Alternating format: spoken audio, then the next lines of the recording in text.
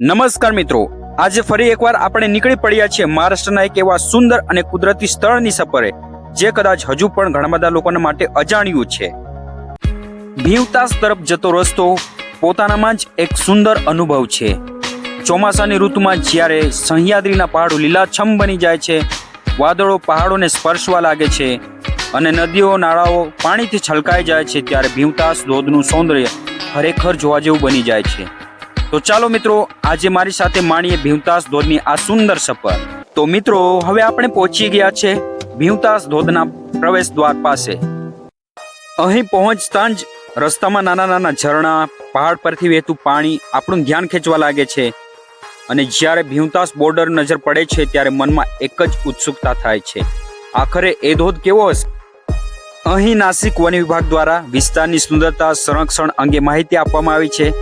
આ જગ્યા માત્ર એક ધોધ નથી, આખો વિસ્તાર જંગલ, પહાડ, નદી અને આદિવાસી સંસ્કૃતિથી સમૃદ્ધ છે. ચોમાસામાં અહીંનું વાતાવરણ સંપૂર્ણપણે બદલાઈ જાય છે. વાદળો, ધુમ્મસ, વરસાદ અને ચારે તરફ લીલોતરી. એવું લાગે છે કે આપણે કોઈક ફિલ્મના કુદરતી સેટ પર આવી પહોંચી ગયા હોય એવું લાગે છે. અને હવે સામે દેખાઈ રહ્યું છે ભીવતાસ ધોધ. પહાડની ઊંચાઈ પરથી સફેદ દૂધ જેવો પાણીનો પ્રવાહ નીચે તરફ ધસી આવે છે. જેમ જેમ આપણે આગળ વધીએ છીએ તેમ શહેરની ભીડ પાછળ રહી જાય છે અને ચારે તરફ જોવા મળે છે લીલાછમ પહાડો, જંગલ અને વરસાદથી ભીંજાયેલું કુદરતી સૌંદર્ય. આ ધોધ લગભગ 1000 ફૂટ જેટલી ઊંડી દરી તરફ પડતો હોવાનો અહેવાલોમાં ઉલ્લેખ મળે છે, જેના કારણે તેનું દ્રશ્ય ખૂબ જ રોમાંચક લાગે છે. વરસાદ જેટલો વધારે હોય તેટલું ધોધનું રૂપ વધારે ભવ્ય બને છે. 2026 ઓગસ્ટમાં સતત વરસાદ બાદ પણ ભીવતાસ ધોધ સંપૂર્ણ પ્રવાહમાં આવ્યાના અહેવાલો સામે આવ્યા હતા. અહીં ઊભા રહીને આપણે જ્યારે ધોધનો અવાજ સાંભળીએ છીએ ત્યારે થોડા સમય બાદ ખરેખર આપણને લાગે છે કે કુદરત પોતે જ આપણને કંઈક કહી રહી હોય એવું લાગતું હોય. ભીવતાસની ખાસિયત માત્ર ધોધ નથી, અહીંનું ખાસ વાતાવરણ ખૂબ જ સુંદર છે.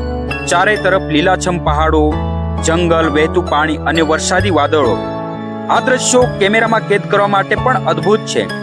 ભીવતાસને જોવા માટે માત્ર મહારાષ્ટ્રમાંથી જ નહીં પરંતુ ગુજરાતમાંથી અને ઘણા બધા તો દેશ વિદેશમાંથી પણ આવતા હોવાનો અહેવાલો છે. ખાસ કરીને ચોમાસામાં કુદરતી પ્રેમીઓ માટે આ જગ્યા એક ખૂબ જ સુંદર ડેસ્ટિનેશન બની જાય છે. અને સાચું કહું તો મિત્રો, કેટલીક જગ્યા એવી હોય છે કે ફોટો કે વિડીયો આપણને ત્યાં અનુભવ સંપૂર્ણ રીતે આપતો જ નથી. આવી જ એક જગ્યા છે ભીવતાસ. ભીવતાસ નામની પાછળ એક રસપ્રદ સ્થાનિક માન્યતા છે. સ્થાનિક લોકોમાં એવી માન્યતા પ્રચલિત છે કે આ નામનો સંબંધ મહાભારતના ભીમ સાથે છે. કહેવામાં આવે છે કે ભીમે અહીં પાણીનો માર્ગ અથવા નાળું બનાવ્યું હતું અને એના કારણે આ વિસ્તારનું નામ ભીવતાસ પડ્યું. આ વાતને ઐતિહાસિક પુરાવા તરીકે નહીં પરંતુ અહીં સ્થાનિક લોકકથા અને માન્યતા તરીકે જોવી જોઈએ. આવી લોકકથાઓ કોઈ પણ સ્થળે માત્ર કુદરતી નહીં પરંતુ સાંસ્કૃતિક રીતે પણ ખૂબ જ રસપ્રદ બનાવે છે. મિત્રો, કુદરત જેટલી સુંદર છે એટલી જ શક્તિશાળી પણ છે. ચોમાસામાં ધોધ અને નદી પાસેના પથ્થરો ખૂબ જ લપસણા થઈ શકે છે અને પાણીનો પ્રવાહ અચાનક વધી શકે છે. એટલે અહીં ફરવા આવો ત્યારે સુરક્ષાને પ્રથમ સ્થાન આપવું, ધોધની ખૂબ જ નજીક જઈને જોખમ ન લેવું. હવે મિત્રો, ઘણા બધાના મનમાં હશે યાર, વિડીયો જોઈને જવાનું મન થયું પણ જઈશું કેવી રીતે? આટલું સુંદર દ્રશ્ય મિસ તો નથી કરી શકતા ને? સો મિત્રો, આ આવેલું છે મહારાષ્ટ્રમાં નાસિક જિલ્લામાં ભીવતાસ ધોધ સુરગાણાના તાલુકાના કેળવણ ગામમાં ખોકરહીર અને આંબુડે વિસ્તારના નજીકમાં આવેલું છે. નાસિક જિલ્લાના સત્તાવાર ગામોનો રેકોર્ડ પણ કેળવણ અને ખોકરવીર સુરગાણા તાલુકામાં નોંધાયેલ જ છે. હવે મિત્રો, કીધું એવું જોવા જાવ ત્યારે આટલીક બાબતો પ્લીઝ ખાસ ધ્યાન રાખજો. ધોધની ખૂબ જ જઈને રિસ્ક ન લેતા ફોટા લેવા માટે બાળકોનું ખાસ ધ્યાન રાખજો અને સ્થાનિક તથા વન વિભાગની સૂચનાઓનું પ્લીઝ પાલન કરજો. અને સૌથી મહત્વની વાત, કચરો અહીં ન છોડીએ તો સારું. આ સુંદર કુદરત આપણને મળી છે તેને સાચવવાની જવાબદારી પણ આપણી જ છે. તો મિત્રો, આ હતી મારી ભીવતાસ ધોધ સુરગાણા નાસિકની એક સુંદર સફર.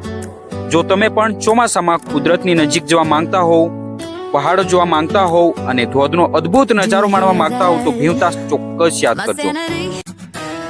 સો મિત્રો, આવી જ સુંદર જગ્યાઓ અને મારી આવી જ મુસાફરી માટે મારા યુટ્યુબ ચેનલને સબસ્ક્રાઇબ કરવાનું ભૂલશો નહીં. સો મિત્રો, વિડીયો અંત સુધી જોયો છે અને ગમ્યો હોય તો પ્લીઝ એક લાઈક તો બનતા હે ભાઈ કે લીએ. કમેન્ટ કરો અને તમારા મિત્રોને શેર કરો પ્લીઝ.